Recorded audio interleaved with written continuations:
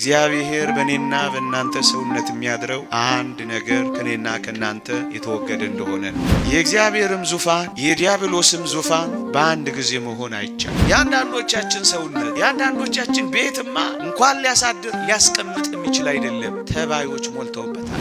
አንድ እውነት ልንገራችሁ፣ እግዚአብሔርን የመውደዳችን ዋና ማረጋገጫ ምን ይመስላችኋል? ኃጢአትን መጥላታችን። ወዳጄ እስኪ ቁጭ ብለህ ራስህን አሁን ፈትሸው። እውነት የእግዚአብሔር ወዳጁ ነኝ ወይስ ጠላቱ ነኝ ብለህ መዝነው። የኔና የናንተ የሐሜት ምራቅ ስንት ጊዜ ነው የሚያጠቁረው?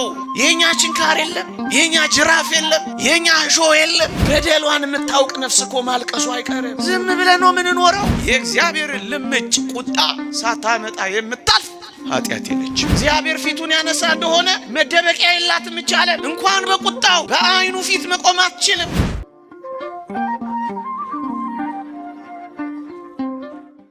የልደት ስጦታ በትምህርቴ ማጠናቀቂያ ርዕሴን አንስቼ አበቃለሁ። ከትምህርቴ በፊት ግን ጉባኤውን ማህበረ ምእመናንን አንድ ነገር መጠየቅ ፈልጌያለሁ። ዛሬ ክርስቶስን ብታገኙ፣ ክርስቶስም ቢገለጥልን ለኢየሱስ ክርስቶስ ስጦታ መስጠት የምትፈልጉ ብዬ ብጠይቅ ፈቃደኛ የሆናችሁ ለጌታችን ለኢየሱስ ክርስቶስ ስጦታ መስጠት የምትፈልጉ ካላስቸገርኳችሁ እስኪ እጃችሁን አውጡልኝ። የሰማችሁኝ ጌታችን ቢገለጥልን ለአምላካችን ለኢየሱስ ክርስቶስ ስጦታ መስጠት የምትፈልጉ እጃችሁን እስኪ አውጡ። አይዟችሁ፣ ገንዘብ ስጡ አልላችሁም። የለመዳችሁት እሱን ስለሆነ ነው አይደል ብቅ ጥልቅ የምታደርጉት። አይዟችሁ፣ ከሱ ውጪ ነው። እሺ አውጡ፣ በደንብ አውጡ። ማየት ፈልጌ ነው። እሺ እግዚአብሔር ይስጥል። ሁላችሁም ስጦታ ለመስጠት ፈቃደኛ ናችሁ አይደል? በትምህርት ማጠናቀቂያ ላይ ካረሳሁት እቺን ጥያቄ ደግሜ ጠይቄ አበቃለሁ። እንዳትረሱ እሺ።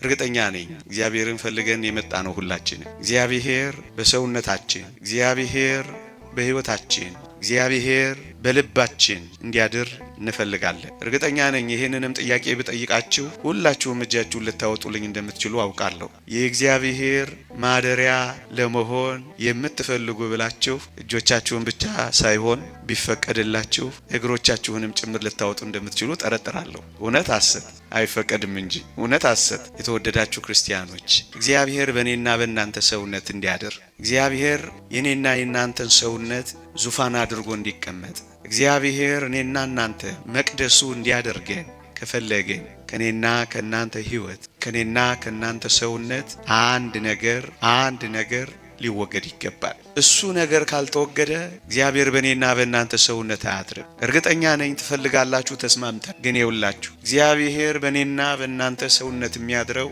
አንድ ነገር ከኔና ከናንተ የተወገደ እንደሆነ ነው። እሱም ኃጢአት ነው። ኃጢአት ከሰውነታችን በደል ከልባችን ካልተወገደ በቀር እግዚአብሔር በእኔና በእናንተ ሰውነት አያድርም። እንግዲህ ምእመናን እግዚአብሔር እንዲያድርብን ከፈለግን ኃጢአትን ማስወገድ አለብን።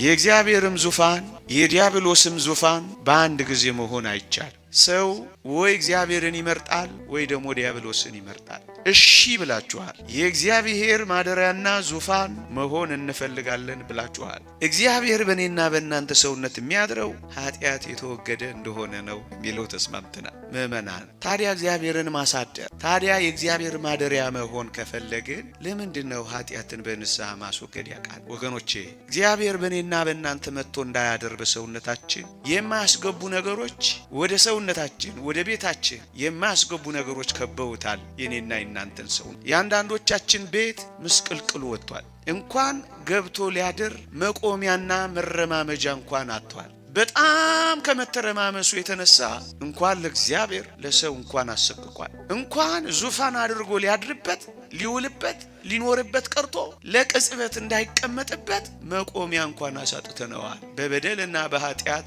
ትርምስምስ ወጥቷል፣ ተመሰቃቅሏል። የሆነ ነገር እዛ ጋር የሆነ ነገር እዚህ ጋር፣ እነዚያ ነገሮች የሉ፣ የማይፈለጉ ነገሮች አሉ፣ ምስቅልቅል ብሏል። ታዲያ ኃጢአት ባመሳቀለው በዚህ ሰውነት እንኳን እግዚአብሔር እንኳን ደግ ሰው ክፉ ሰው እንኳን አብሮን ይኖራል። የአንዳንዶቻችን ሰውነት የአንዳንዶቻችን ቤትማ ሸረሪት አድርጎበታል። እመኑኝ አልታወቀንም እንጂ እግዚአብሔርን ሊያሳድር አይደለም ማንንም የማያስጠጋ ክርፋትና ሽታ ሞልቶበታል። የማያስጠጋ ቤት ሆኗል። ይሸታል፣ በደል ይሸታል፣ ኃጢአት ይከረፋል። የሸረሪት ድር ብቻ አይደለም የበደል ጥቀርሻ ሞልቶበታል። ታዲያ ክርስቶስ ንጹህ የሆነው አምላክ እንዲህ ባለ ሰውነት ውስጥ የሚያደር ይመስልናል? እንኳን እግዚአብሔር ደግ ሰው እንኳን የማያልፍበት ጭካኔ የተሞላው እጅግ ቆሻሻ ሞልቶበታል። ያንዳንዶቻችን ሰውነት ያንዳንዶቻችን ቤትማ ወገኖቼ እንተዋወቃለና ደፍሬ ብናገር እኔንም ጨምሬ ስለሆነ አላፍርም። እንኳን ሊያሳድር ሊያስቀምጥ የሚችል አይደለም። ተባዮች ሞልተውበታል። የሚያቆነጠንጡ፣ የሚበሉ፣ የሚቆጠቁጡ፣ የሚኮሰኩሱ እንኳን የማስተኙ ተባዮች ቱሃኖች ሞልተውበታል። እና ክርስቶስ በዚህ ሰውነት ውስጥ ያድራል ብላችሁ ታስባላችሁ? እነዚህ እኮ በደሎች ናቸው። እነዚህ እኮ ክፋቶች ናቸው። እነዚህ እኮ ኃጢአቶች ናቸው። እነዚህ እኮ ሐሜቶች ናቸው። እነዚህ እኮ እግዚአብሔርን የማያሳድሩ ሰውነቶች ናቸው። በሌላ መንገድ አቋርጦ እንዲሄድ የሚያደርጉ እኮ ናቸው። ታዲያ ክርስቶስ በዚህ ሰውነት ያድራል? ምእመናን እስኪ እንዲሁ የእውነት እንነጋገር ቀለል አድርገን። አሁን በእኔና በእናንተ ሰውነት እንዲህ ባለው ሰውነት እግዚአብሔር ያድራል? ያንዳንዶቻችንም አይጣል ከደጅ ጭምር የሚመልስ ነው። ለምን? ኃይለኛ ውሾች በር ላይ ያስረንበታል። የሚጮሁ አውሬዎች፣ የሚናደፉ እባቦች በራችን ላይ፣ ልባችን ላይ፣ አንደበታችን ላይ፣ ሰውነታችን ላይ ብርቱ ውሻዎችን አስረናል። በክርስቶስ ላይ ይጮሃሉ፣ በክርስቶስ ላይ ያገሳሉ፣ በክርስቶስ ላይ ይቆጣሉ። ታዲያ ምእመናን እውነት እንነጋገር ከተባለ አሁን እግዚአብሔር በዚህ ሰውነት ውስጥ ያድራል? ምእመናን ይሄ ካልተወገደ ክርስቶስ አያድርም። ስለዚህ እንደ ክርስቲያን እዚህ የመጣ ነው የደመቀው ጉባኤ ወይም ሌሎች ሴሬሞኒዎች ለማድረግ አይደለም። የእግዚአብሔር ዙፋን ለመሆን ኃጢአትንና በደልን በማስወገድ የእግዚአብሔር መቅደሶች እንድንሆን ነው። እሱም አንድ ነገር በማድረግ ከኃጢአት ጋር በመቆራረጥ በደልን በመተው አንደኛ። ሁለተኛ እርግጠኛ ነኝ አንድ ጥያቄ በጠይቃችሁ ሁላችሁም በአንድ ድምፅ አዎ ትላላችሁ። እሱም እግዚአብሔርን ትወዱታላችሁ ወይ ብል ምን አይነት ቀሽም ጥያቄ ነው የምትጠይቀን እንደምትሉኝ ያውቃል። ስለምንወደው አይደል እንደዚህ መተን በብርድ የምንመታው? ስለምናፈቅረው አይደል እንደ አፋችን ቆጨችን ላስኪ መስል የጾም ነው? ስለምንወደው መስሎን ጠባለ ኪዳን መሸለ ጉባኤ የምንንከራተተው አስራት በኩራት የምናወጣው ገዳማት ምን ሄደው ክርስቲያን የሆነው ስለምንወደው አይደለም ወይ እንደምትሉኝ ያውቃል። አሁን እንወደዋለን። ግን ምእመናን ይህን እግዚአብሔርን የማፍቀራችን ልዑልን የመውደዳችን ማረጋገጫ ምን ይመስላችኋል ወገኖቼ? እንዲህ ተሰብስበን ማመስገናችን ብቻ፣ በዓል ማክበራችን ብቻ፣ መባ መስጠታችን ብቻ፣ አስራት በኩራት ማውጣታችን ብቻ አይደለም። አንድ እውነት ልንገራችሁ፣ እግዚአብሔርን የመውደዳችን ዋና ማረጋገጫ ምን ይመስላችኋል? ኃጢአትን መጥላታችን። እግዚአብሔርን የምታፈቅር ነፍስ ምን እንደምታረግ ታውቃላችሁ? ኃጢአትን እየተወች ትመጣለች። ምእመናን እንኳን የእግዚአብሔር ፍቅር የወላጆቻችን ፍቅር እንኳን ይሉኝታ ያሲዝ የለም። ስንት ነገር ነው ስለምትወዷቸው ብላችሁ የተዋችሁት። ስለምትወዷቸው አባቶች፣ ስለምታፈቅሯቸው እናቶች፣ ስለምታፍሯቸው ቤተሰቦች ስንት ነገር ትታችሁ የለም። እና እግዚአብሔርን የምታፈቅር ነፍስ ምን ታረጋለች? ኃጢአትን ደግሞ በመጥላት ለክርስቶስ ትገልጣለች። በዋናነት የእግዚአብሔር ፍቅር መገለጫ ከኃጢአት መቆራረጫ። አንድ የእግዚአብሔር ቃል ላንብብ ብላችሁ ቅዱስ ያዕቆብ በመልእክቱ እንዲህ ይላል፣ ምዕራፍ 4 ቁጥር 4 ላይ እንዲህ ይላል፣ የዓለም ወዳጅ ሊሆን የሚፈቅድ ሁሉ እንግዲህ የእግዚአብሔር ጠላት ሆኗል ይላል። አያሳዝን? ወዳጄ እስኪ ቁጭ ብለህ ራስህን አሁን ፈትሸው። እውነት የእግዚአብሔር ወዳጁ ነኝ ወይስ ጠላቱ ነኝ ብለህ መዝነው። የዓለም ወዳጅ ሊሆን የሚፈቅድ እንግዲህ የእግዚአብሔር ጠላት ነው የሚለው። ጠላቱ ነሽ ወዳጁ። የዓለምን ፈቃድ በዓለም ያለውን ኃጢአት የሚሰራና የሚፈቅድ ሁሉ እንግዲህ ያውስ ልንገራችሁ የእግዚአብሔር አፍቃሪ አይደለም፣ የእግዚአብሔር ጠላቱ ሆኗል። እኔ አይደለም እምላችሁ። እንደውም እንደሚል ታውቃላችሁ። በጣም ከዚህ ጋር ተያይዞ ቅዱስ ያዕቆብ የነገረን ዓለምን መውደድ ለእግዚአብሔር ጥል ነውና ይላል። ወዳጄ እየተጣላኸው ነው እያፈቀርከው ነው? የኔ ጥያቄ እግዚአብሔርን የማፍቀር መገለጫ ኃጢአትን መተው። ብትወዱኝስ አይደል ያለው? ከወደድከው ኃጢአትን ተውለታ። እንዴ እናትህ የምትወደውን አባትህ የሚመርጠውን አይደል እንዴ ያደረክ ወላጆችን የምታስደስተው? እግዚአብሔርን ማስደሰት በምንድን ነው ካልከኝ፣ እሱ የሚወደውን በመስራት እሱ የሚጠላውን በመጥላት። እግዚአብሔር ጽድቅን ይወዳል፣ ጽድቅን በመስራት። እግዚአብሔር ኃጢአትን ይጠላል፣ ኃጢአትን በመጥላት። ወዳጅነትህን አሳየው። ወዳጄ አትበለው፣ ወድሃለሁ አትበለው። ይልቅ መውደድህን የሚጠላውን በመጥላት አረጋግጥለት። እግዚአብሔርን የምትወድ ነፍስችን ነው የምታረግ። የበደለ ይክሳል፣ የቀማ ይመልሳል፣ የተሳሳተ ይታረማል። ይሄን ብቻ ማድረግ አይደለም፣ እሾክ የገባበት ሰውነት እንደ ቆሰል አይቀርም፣ ዘይት ያደርግበታል። እግዚአብሔርን የምትወድ ነፍስ ከኃጢአት መለስ ብቻ አይደለም የምትለው፣ በጽድቅና በትሩፋት ትኖራለች። እግዚአብሔር ኃጢአትን ይጠላል፣ ኃጢአትን ትጠላለች። እግዚአብሔር ጽድቅን ይወዳል፣ ጽድቅን ትመርጣለች። እንግዲያውስ እዚህ የመጣችሁ ክርስቲያኖች ክርስቲያን የመሆናችን ማረጋገጫ ኃጢአትን መጥላታችን መሆኑን ወቁት። ኃጢአት እርም ነው ለክርስቲያን።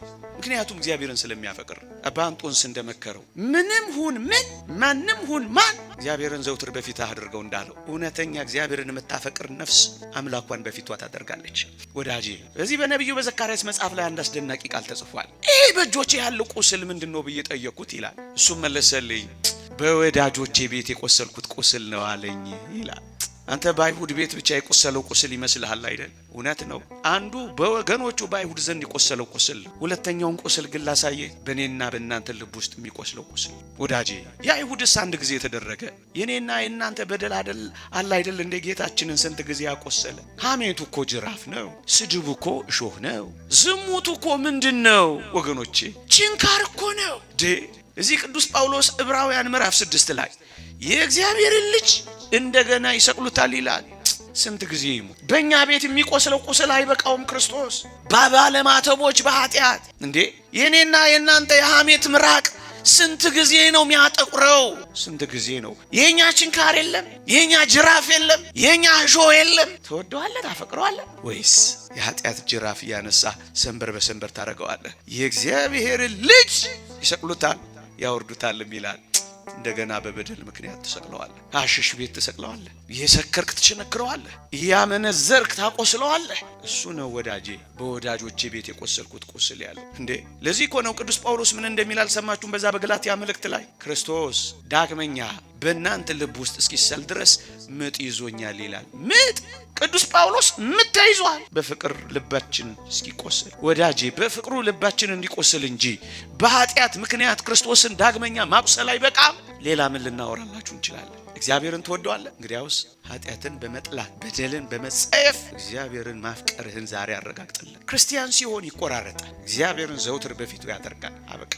ሁለተኛ ሶስተኛ በእርግጠኝነት አንድ ጥያቄ ብጠይቃችሁ ሁላችሁም ትስማማላችሁ። ምን እዚህ የመጣችሁት ማንን መርጣችሁ ነው ብል ምርጫዬን አምላኬን አርጌ ነው እንደምትሉኝ አልጠራጠርም። እውነት ነው። ምርጫዋን እግዚአብሔርን ያላደረገች ነፍስ እዚህ የማይመች ቦታ አትቀመጥ። ግን ልጠይቃችሁ ምርጫዋን እግዚአብሔር ያደረገች ነፍስ ምን እንደምታደርግ ታውቃላችሁ? ፈቃዷን የእግዚአብሔር ፈቃድ ታደርጋለች። ሐሳቧን የእግዚአብሔር ሐሳብ ታደርጋለች።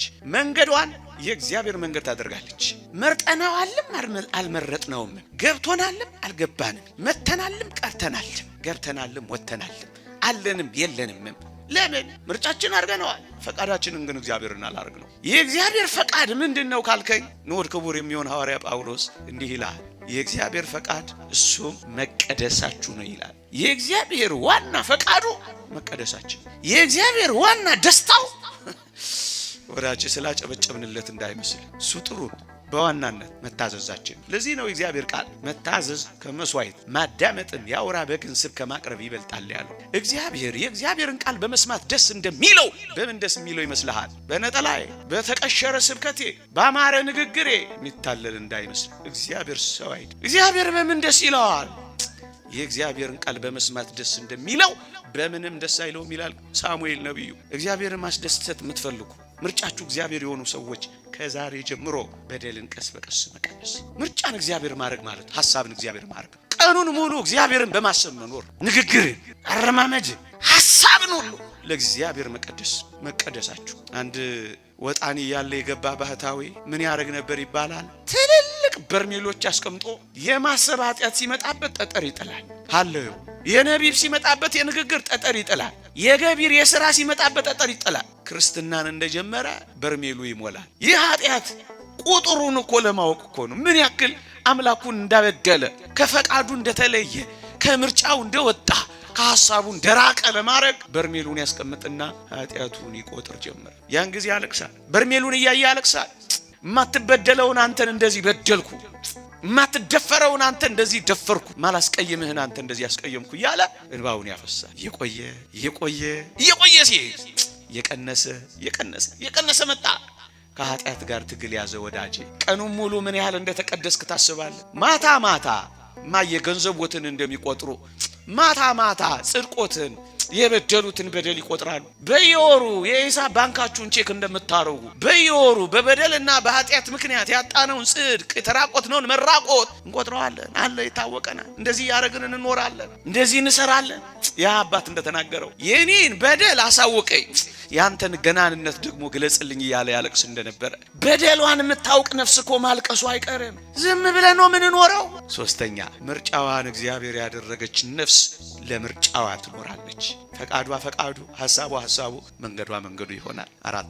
አራተኛ በእርግጠኝነት አሁን አንድ ጥያቄ ልጠይቃችሁ። አሁንም እንደምትስማሙ አምናለሁ። እጃችሁን አውጡ አታውጡ አላችሁ። ከሚመጣው የመጨረሻው የእግዚአብሔር ቁጣና መከራ መዳን የምትፈልጉ ብል እርግጠኛ ነኝ ተበድረንም ቢሆን እጅ እናወጣል። አዎ አባ እንጦንስ እንደተናገረው ቅጣትን ሳታመጣ የምታልፍ ኃጢአት የለችም። ደግሞ አለው ቅጣትን የእግዚአብሔርን ልምጭ ቁጣ ሳታመጣ የምታልፍ ኃጢአት የለችም። ጥቃቅን ሆነች ከፍ ያለች እየዳኸች የምትመጣ የተከመረች የቆየች አዲስ የመጣች ትንሽ ትልቅ ምንም ትሁን እግዚአብሔር ዘንድ ቅጣት አላት። ከዚህ ቅጣት ማምለጥ የሚፈልጉ እግዚአብሔር እቺን ዓለም መቅጣቱ አይቀርም። መቼ እኛ እናውቅ፣ ግን እግዚአብሔር ቀን ቀጥሯል።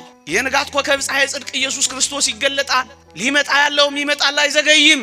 የእግዚአብሔርም የፍርድ ቁጣ ተዘጋጅቷል። ከዚህ መከራ በስጋ ከምንቀበለው መከራ በነፍስ ከሚገጥመን ስቃይ ማምለጥ የምትፈልግ ነፍስ ብል እርግጠኛ ነኝ ሁላችሁም ታወጣላችሁ። እንግዲያውስ ከሚመጣው የመጨረሻው ዘመን ቅጣት፣ ሐዘን ማምለጫ መጽኛ መውጫ ምንድነው ካላችሁኝ ከኃጢአት መራቅ።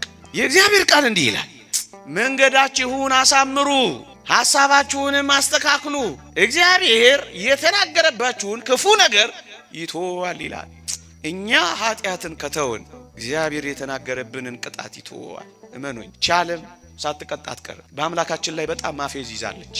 በጣም ፌዘኛ ሆናለች። አሁን ሰሞኑንም በሚቀጥሉ ዘመናትን ከባድ መደፋፈር ላይ እየተገባለች። እግዚአብሔር ፊቱን ያነሳ እንደሆነ መደበቂያ የላትም። ቻለም እንኳን በቁጣው በአይኑ ፊት መቆም አትችልም። ዝንጎች መንቀጥቀጥ ያዛቸው እንደተባለ ምድር ትንቀጠቀጣለች፣ ትናወጣለች። ታዲያ ከዚህ መከራ መዳን የማይፈልግ ምን አለ? እናንተም እንዳትጠፉ ንስሐ ግቡ አይደል ያለው? መጥፋት የማትፈልግ ነፍስ ንስሐ ትገባለች፣ ኃጢአትን ትተዋለች፣ ከበደል ትርቃለች። ከሚመጣው የመጨረሻው ዘመን መከራና ሐዘን ማምለጫ ከንስሐ በር በቀር ሌላ የለም ወገኖች። መዳን የምንፈልግ ከሆነ እኛም ከሚቀጣው ዓለም ጋር እንዳንቀጣ፣ እኛም ከሚያፍረው ዓለም ጋር እንዳናፍር መተን ነበር እኮ ብለን ብንል ዝም አይለንም። ከዓለም ጋር አልተለየንም። እንደሚዘፍኑት እንዘፍናለን፣ እንደሚሰክሩት እንሰክራለን፣ እንደሚሰርቁት እንሰርቃለን፣ እንደሚጨክኑት እንጨክናለን። የተለወጠ ሕይወት የለን። በዚህ ምክንያት ከዓለም ጋር መቀጣታችን ሳይቀር አይቀርም። ስለዚህ ከዚህ ቁጣ ለማምለጥ በሙሉ መጽሐፍ ቅዱስ ላይ ተመልክቷቸው ምሳሌ ነነዌ እሳቱ እየመጣ እየተንደረደረ ዛፎቹን እየበላ ነነዌ ስለተደፋች ዳነች። ኢትዮጵያ መቀጣቱ አይቀርም። ብዙ ደም እያፈሰሰች ነው። ምንም የማያውቁ መነኮሳትን እየጨከነችባቸው ነው። መቀጣቱ አይቀርም። ይሄ ትንቢት አይደል? እውነት ነው። ከዚህ ቅጣት ጋር ከዚህ ልምጭ ለመትረፍ ንስሐ ልንገባ ይገባል። ራጉኤል ቤተክርስቲያን እያለቀሱ ያሉት ሸምግለን ማስታረቅ አልቻልንም፣ መደመጣችንን አጥተናል፣ ሽበታችን አልታፈረም፣ ክህነታችንም አልተከበረም እንዳሉት እኮ ነው። ተዋርደናል። አላወቅንም እንጂ ተነጋግረን መግባባት ሲያቅተን የእግዚአብሔር ጸጋ ተለይቶናል። መፋቀር ፈልገን መፋቀር አልቻልንም፣ አቅም አንሶናል። ከእግዚአብሔር ሰዎች ጸጋ ይልቅ የኃጢአተኞች ብርታት ዓለምን አድክሟታል፣ ኢትዮጵያን ጎድቷታል። የኔና የእናንተ በደል አስተዋጽኦ አድርጎባት እንዳይሆን ቢያንስ እኛ በደላችንን መቀነስ አይገባን? ሕፃናት እንዳይሞቱ፣ አረጋውያን እንዳይሰደዱ፣ ደጋጎች መግቢያ መውጫ እንዳያጡ፣ ምስኪኖች እንዳይቆራመቱ የኔ በደል አስተዋጽኦ እንዳያደርግ ቢያንስ እኔ ኃጢአት ንስሐ አልገባም፣ ከኃጢአት አልቆጠብም። ምክንያቱ ክርስቲያኑ የአንድ ሰው በደል እንኳን ሳይቀር ሀገርን ይገለባብጣል። ኤልያስን አገኘና አካብ አንተ ነህ እንዴ ኢየሩሳሌምን እስራኤል የምትገለባብጥ አለው። ኤልያስን መለሰለት አንተና የቤትህ ጣዖታት ናቸው እስራኤልን የሚገለባብጡት አይለው መሰላችሁ? ወዳጄ ምንድነው እቺ ኢትዮጵያን የሚገለባብጣ? እንጃ የኛ በደል ይሁን ከመቅደሱ ጀምሮ እስከ ውጭ ያለው በደል ይሁን። ፍርድ ከእግዚአብሔር ቤት ተነስቶ የሚጀምርበት ጊዜው ደርሷል። እሱም አሁን ነው ይላል እግዚአብሔር።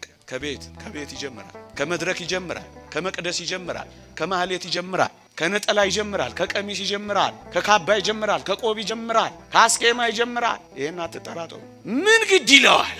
ማንስ ያስፈራዋል? አንተ ነህ የምትገለባብጥ አይደለም፣ ያንተ ቤትና በደል ነው። እንግዲያውስ ከዚህ ጥፋት ማምለጥ ከፈለገች አንዲት ምእመን አንዲት ነፍስ በንስሐ ወደ አምላካችን ትገስግሳ። አምስተኛ የተወደዳችሁ ክርስቲያኖች እኔና እናንተ ከኃጢአት እንድንቆራረጥ በደል እንድንተው አይደለም እግዚአብሔር የሚፈልገው። ማለትም እሱን ብቻ እንድንተው አይደለም የሚፈልገው። እና እግዚአብሔር ከዚህ በላይ ምን ይፈልጋል ካላችሁ ወይ እግዚአብሔር የሚፈልገን እሱን እንድንመስል እዩ። ከአራያ እግዚአብሔር ከመልካ እግዚአብሔር ወደ አምሳለ እግዚአብሔር የሚደረግ ጉዞ ነው መንፈሳዊ ህይወት የሚባለው። አሁን በዚህ ጉባኤ እስከዛሬ በኖራችሁት ህይወት ወደፊት በመንፈጽመው ክርስቲያናዊ ህይወት ወደ ክርስቶስ የምናደርገው ጉዞ ነው። ይሄም ይባላል መንፈሳዊ ህይወት ይባላል። እሱስ ከመልካ እግዚአብሔር ከአራያ እግዚአብሔር መልካ እግዚአብሔር አራያ እግዚአብሔር የሚባለው የተፈጠርንበት ጥንተ ተፈጥሮ ነው። እሱ ምን መሰላችሁ? ቅድስና፣ ንጽህና፣ ጥበብን፣ ገዢነትን፣ ፍቅርን እግዚአብሔር በጸጋ እንደ ችግኝ እንደ ነቁጥ እንደ ዘር ሰጥቶናል። መንፈሳዊ ህይወት ማለት ታዲያ ምንድነው ካላችሁ ወይ ፍቅርን፣ ቅድስናን፣ ንጽህናን፣ ጥበብን፣ ገዢነትን እያሳደጉ መሄድ ነው። ከዚያስ ፍጹም መሆን ኃጢአትን እንድንተው ብቻ አይደለም። እናስ ፍጹማን እንድንሆን ነው እግዚአብሔር የክርስቲያን ያለ ፍጹማን ክርስቶስ እንደሆነ። ይሄ ምን ይባላል? አምሳለ እግዚአብሔር ከአራያ እግዚአብሔር ወደ አምሳለ እግዚአብሔር ያቋጨው ይሄን ነው። እሱን ወደ ምን መስልበት አስደናቂ ማንነት እንድንደርስ ነው